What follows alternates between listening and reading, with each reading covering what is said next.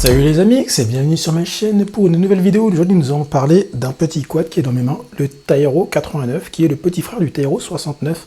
Un petit quad que nous avons déjà testé sur la chaîne et que je kiffe, c'est mon to-speak préféré tout simplement. Je sais pas où il est, il est là.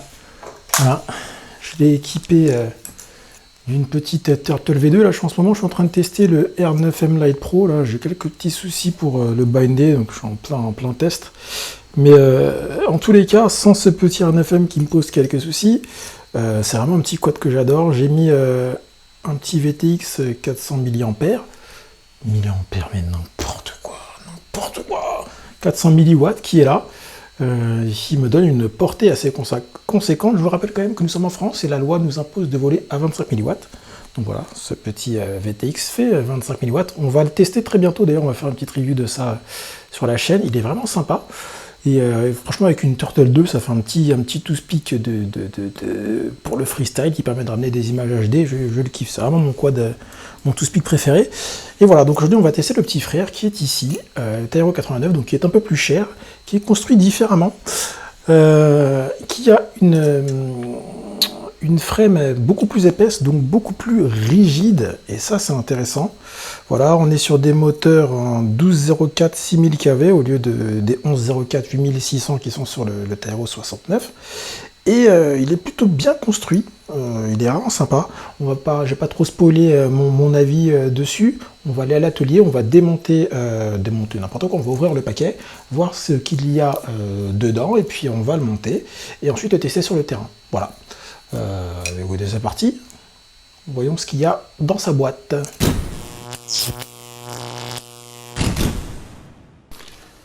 J'ai reçu un nouveau colis de la part de Banggood.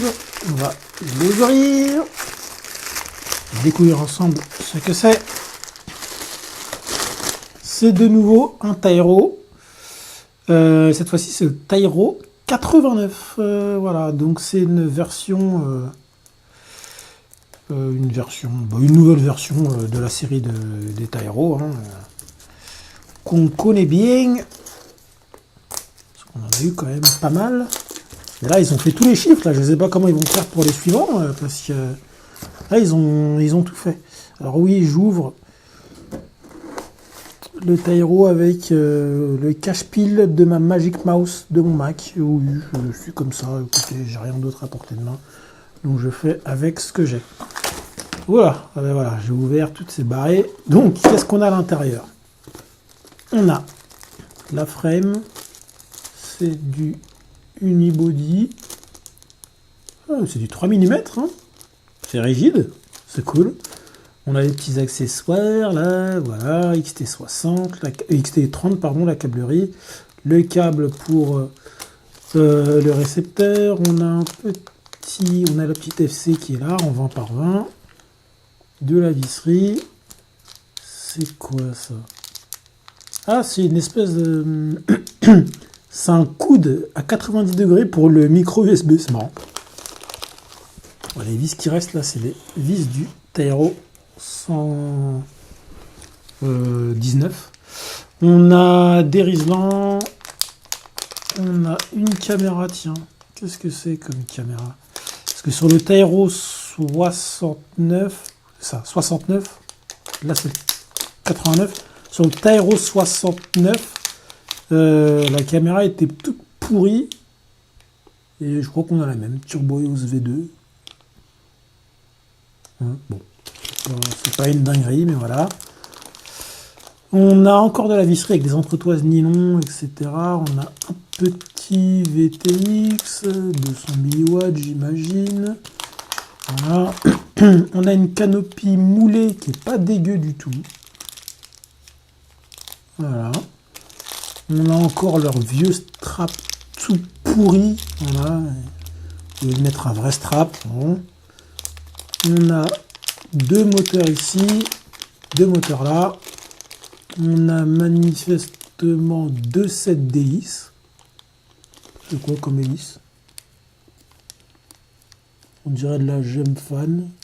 Je suis pas sûr, on vérifiera ça plus tard. De la visserie encore. Et enfin, le SC.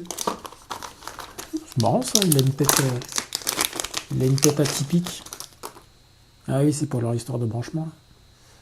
Voilà. Ah oui, on a un petit condensateur à souder dessus. Il a une bonne gueule, le RESC, c'est marrant. Ça change. Ça change. Donc on a les petits JST là. Et où sinon on peut souder dessus. Voilà. 120 par 20.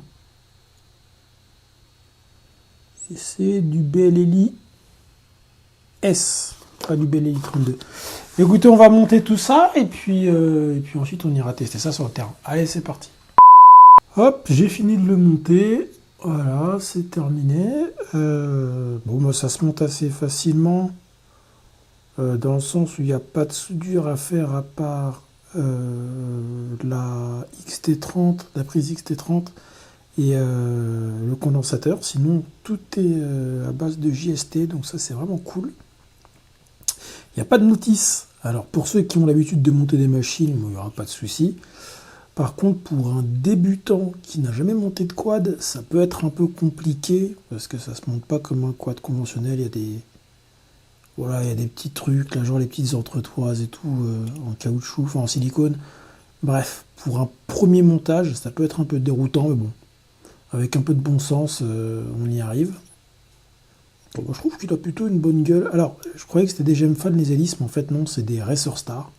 On va voir ce que ça va donner. Voilà. Que dire de plus? Pas grand chose. Hein. Pas grand chose. On va aller voir sur le terrain, on va tester, et puis c'est tout. Hein. Voilà quoi. Il n'y a plus qu'à tester.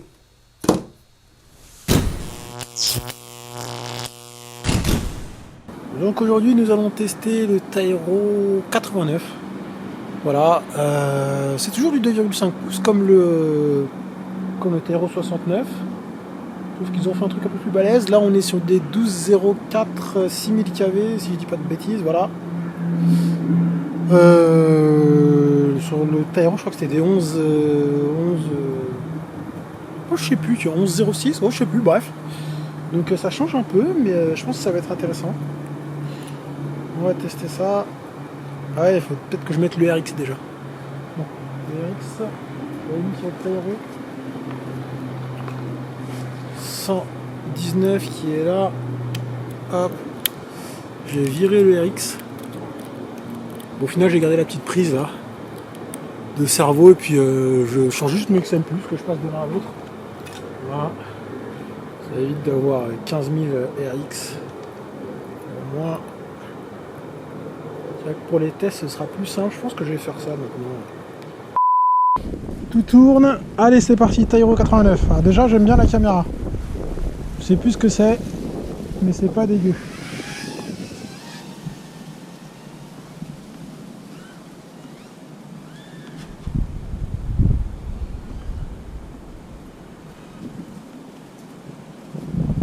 C'est pas dégueu, ça vole très bien ça.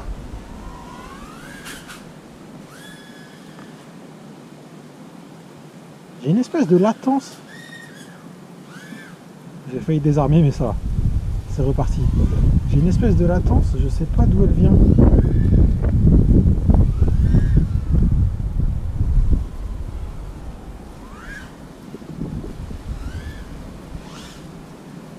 Oh, je pilote mal. Je commence à avoir les doigts engourdis, là il fait froid un peu.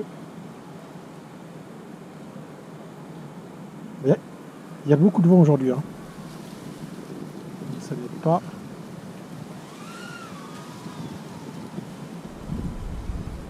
Et franchement, vu le vent qu'il y a, il se comporte plutôt pas mal. Hein. RX Loss. Oh putain, j'ai dû découper une antenne avec les hélices. Mais ça vole bien. C'est moins violent que le Tairo 69. Qui est. Alors en même temps, c'est tripale, là, c'est pas de la bipale. Donc c'est peut-être un peu normal. En termes de top end, on soit plus bas. Mais c'est agréable, ça vole bien. Franchement, ça vole bien. C'est plus doux. Je pense que le quad est plus robuste en lui-même puisque c'est du 3 mm. Donc je pense qu'il sera plus durable. Mais c'est très intéressant, j'aime bien. C'est pas trop mal réglé. J'ai un petit problème de latence, mais c'est peut-être le RX, du coup, j'avais peut-être coupé une antenne depuis le début, c'est peut-être pour ça que j'avais un petit délai des fois. J'ai peut-être fait des micro fail-safe, mais c'est intéressant, franchement c'est intéressant, j'aime bien. J'aime bien, j'aime bien. Ouais, on va aller le chercher. C'est pas mal du tout. Mais c'est vrai quand là comme ça, à froid, en termes de punch et de puissance pure, pour moi on est en dessous du Tyro 69. Hein. Mais par contre là j'ai aucun souci de FC ou quoi, là tout fonctionne nickel. Donc un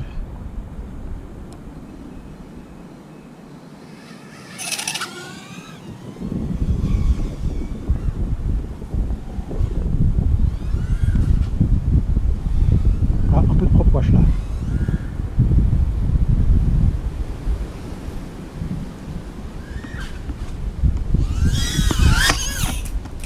Wow, il s'est passé quoi là? Eh, mes lunettes elles déconnent.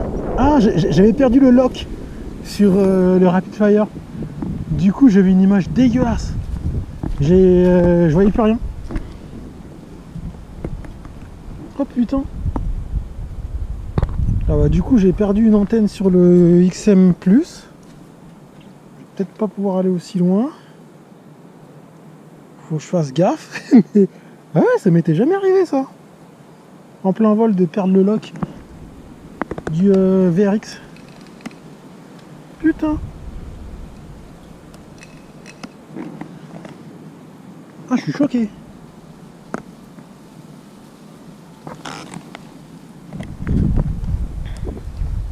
Je suis choqué. Mais franchement j'aime bien. J'aime bien voler avec. C'est sympa hein.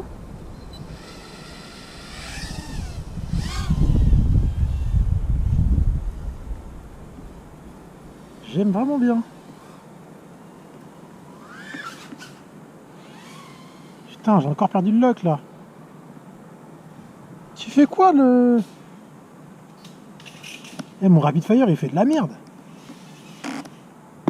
Oh là, qu'est-ce qu'il me fait là? N'importe quoi. Bon, c'est peut-être le 25 mW, je sais pas. Non, je crois que c'est un 200... Non, mais non, c'est un 200 mW le VRX. Mais bon, en tout cas, j'aime beaucoup. Franchement, c'est sympa. J'aime bien. Et bien voilà, cette vidéo arrive à sa fin. Vous avez pu voir que c'est vraiment un petit quad sympa. Ça vole très bien. Il a un peu moins de punch que le Tyro 69, hein, que je kiffe. Mais il est très agréable à voler. Le tuning qui est dessus de base marche très très bien. Il est solide, il est rigide. Il est même encore plus simple à monter que le Tyro 69 parce qu'il y a encore moins de soudure à faire. Sur le 69, il faut souder comment ça s'appelle, les moteurs. Sur le SC, là en fait c'est des petits JST qu'on a juste à plugger. Les moteurs tournent dans le bon sens directement, donc ça c'est vraiment cool. Non, franchement c'est une réussite, hein. Ça marche super bien, c'est solide. Sur le Tyro 69, j'ai eu un petit souci avec la FC. Vous avez vu, le capteur de courant déconner un peu. Non, pas le capteur de courant, le capteur de tension, pardon. Et puis, je sais pas, la caméra, putain, j'ai du mal à parler aujourd'hui, c'est dingue ça. Non, la FC chauffait, je sais pas pourquoi, il y avait marqué 75 degrés, 90 degrés, même, je sais pas pourquoi. Là, écoutez, au niveau électronique, j'ai aucun souci. C'est une tuerie. Le seul truc que je peux déplorer, c'est que sur le 69, on peut mettre une caméra HD, une Tarsier ou une Turtle V2. Là, il n'y a pas beaucoup d'espace. Là, il n'y a vraiment pas beaucoup d'espace. Bon, l'avantage, c'est que c'est du 20-20. Peut-être que si on met des vis plus longues pour pouvoir remonter un petit peu la canopie, on pourra caser une Turtle 2, voire un équivalent. Je pense que c'est possible. Mais sans ça, en tout cas, tel quel, sans modification, ça va être compliqué. Mais c'est vraiment un petit quad très très très sympa. Si je devais le comparer au Twig 115 qui est là, franchement, je crois que je préfère celui-là en fait. Ah, je sais pas. Ah, je me tâte, tiens, je me tâte.